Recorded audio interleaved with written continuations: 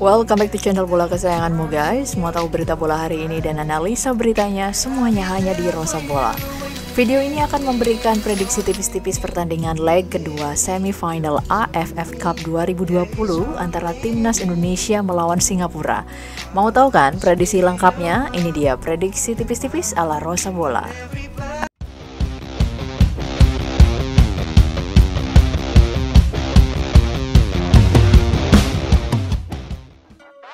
Laga leg kedua ini rencananya akan berlangsung Sabtu malam jam 7:30 waktu Indonesia Barat atau 8:30 WITA. Waktu yang sangat pas untuk melakukan nobar sekaligus juga ikut merayakan Hari Raya Natal.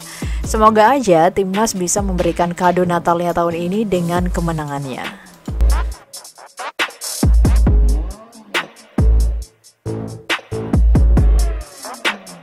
Menurut aku pribadi, Indonesia sebenarnya memiliki peluang yang sangat besar untuk memenangkan pertandingan. Aku membayangkan Singapura ini sama dengan Filipina, di mana banyak sekali pemain naturalisasi yang ditampilkan. Tetapi di Piala AFF sekarang, aku melihat tak banyak pemain naturalisasi di skuad Singapura. Dari sisi kualitas pemain, aku justru beranggapan tidak ada pemain istimewa di skuad Singapura sekarang. Mungkin pemain nomor punggung 9 yang perlu diwaspadai. Selebihnya, Timnas Indonesia malah lebih oke dari sisi kualitas pemain.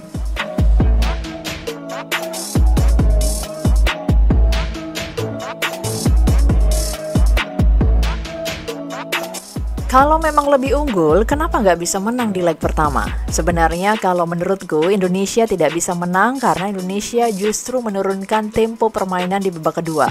Faktor kelelahan memang bisa menjadi salah satu penyebab. Karena pemainnya lelah, ya tempo diturunin.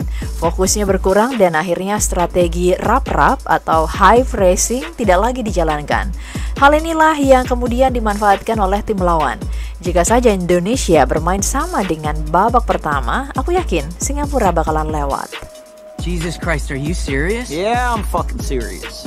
Indonesia akan mendapatkan energi booster dengan bergabungnya Egy Maulana Fikri. Siapa yang tak kenal pemain yang satu ini? Bahkan Doilah mungkin pemain paling populer di Indonesia. Penampilan Egy juga sedang bagus di timnya saat ini, FK Senica. Ia sudah bermain dalam 15 pertandingan di semua ajang dan mampu mengemas 2 gol dan memberikan 4 assist.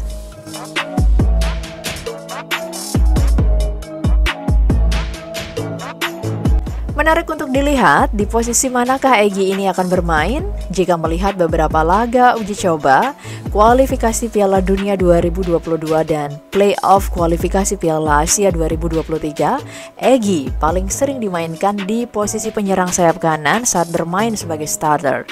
Namun di Piala AFF ini, Coach Shin Tae-yong kerap menggunakan strategi 3 pemain back tengah sehingga formasi dapat berubah menjadi 3-5-2 atau 5-3-2.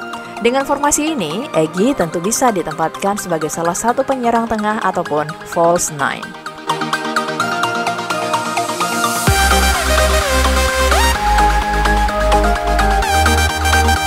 Kalau menurutku, Egy bisa ditempatkan sebagai false nine di depan dan akan didampingi Witan Sulaiman di kiri dan Irfan Jaya di kanan.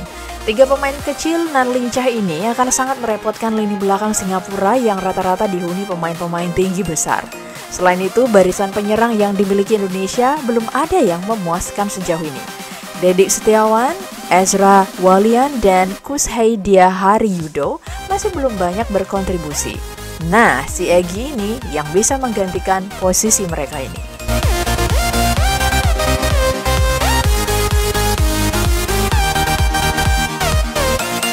Aku berharap Indonesia kembali menerapkan strategi 4-3-3 dengan hanya menempatkan 2 bek tengah. So, Nadeo Argawinata akan dibentengi oleh 2 bek sayap yakni Asnawi dan Pratama Arhan. Sementara duet bek tengah akan ditempati oleh Fahrudin dan Dewangga.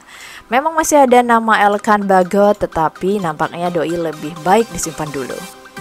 Di lini tengah, perpaduan 2 gelandang pekerja dan 1 gelandang kreatif bisa ditempati oleh Rahmat Irianto, Ricky Kambuaya, dan Evan Dimas. Sementara 3 posisi di depan akan ditempati oleh Irfan Jaya, Witan Sulaiman, dan Egy Maulana Fikri.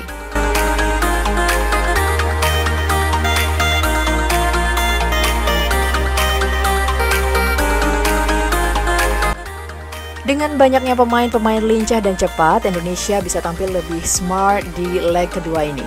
Kerjasama cepat mengandalkan umpan 1-2 tentu akan menghemat tenaga. Pemain Indonesia diharapkan juga sesekali saja melakukan dribble bola karena hal ini akan menguras tenaga. Nah, di formasi ini, Evan Dimas, Witas, Irfan, dan Egy bisa saling bekerja sama secara cepat dan cermat dengan merapatkan posisi mereka satu sama lain. Jika terjadi miskomunikasi dan miskoordinasi, maka Rahmat Irianto ataupun Ricky Kambuaya yang akan bertindak untuk menghentikan usaha counter attack lawan. Apalagi Singapura memang cenderung lebih menggunakan strategi ini.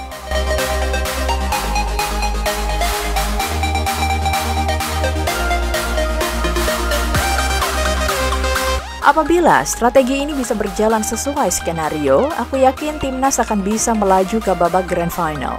Di pertandingan leg pertama, khususnya di babak pertama, Indonesia sebenarnya sudah mendominasi pertandingan.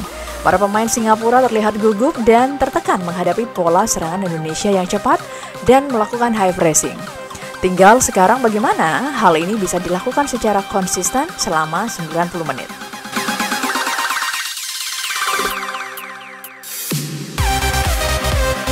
Aku berharap Coach Shin Tae-yong juga mempersiapkan diri akan skenario adu penalti, karena kemungkinan ini akan semakin besar di fase knockout.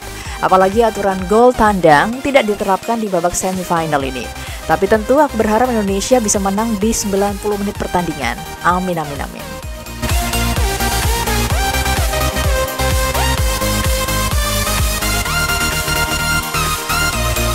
Demikian ulasan tipis-tipisku ya guys. Good luck untuk timnas Indonesia dan keep up the good work.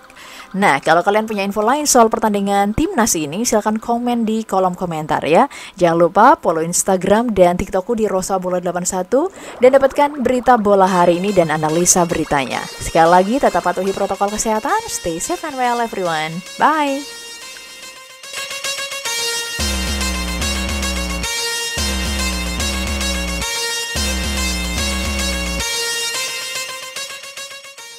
Ingetin buat kamu guys, kalau misalnya kamu suka dengan video aku ini, bisa di-share sebanyak-banyaknya. Jangan lupa subscribe, like juga, dan komenin di bawah.